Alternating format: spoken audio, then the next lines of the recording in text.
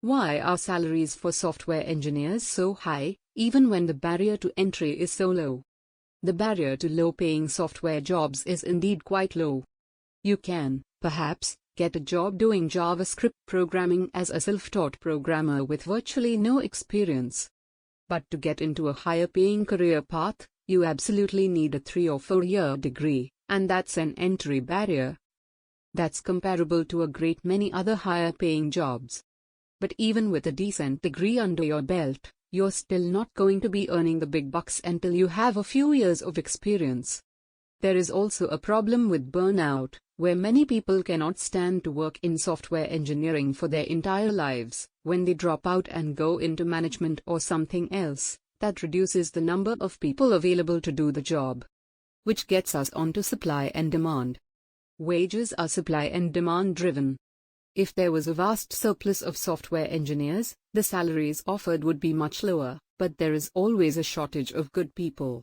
The company I work for is continually trying to recruit good engineers, but they are so few and far between, we have to push salaries up to get them. All of these things aren't exactly unique to software engineering, but one thing very definitely is. The super programmer. It is an odd fact, but unlike most other professions, the amount and quality of work that the very best programmers can produce can easily be 20 or even 50 times more than the worst programmers.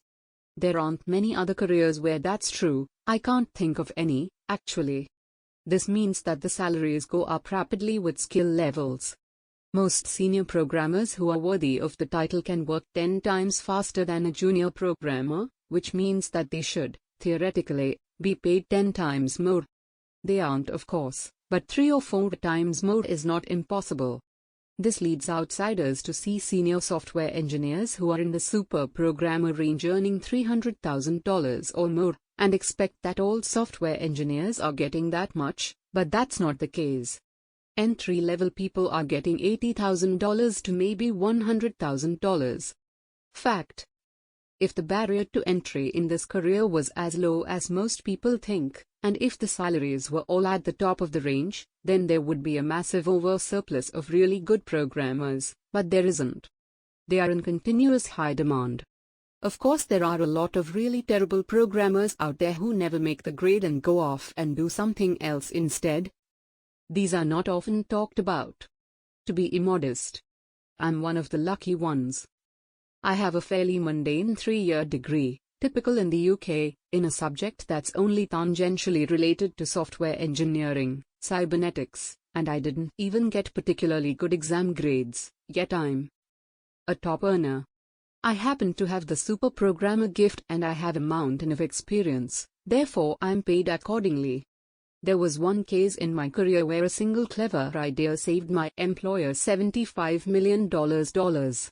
This kind of thing isn't uncommon among the best people.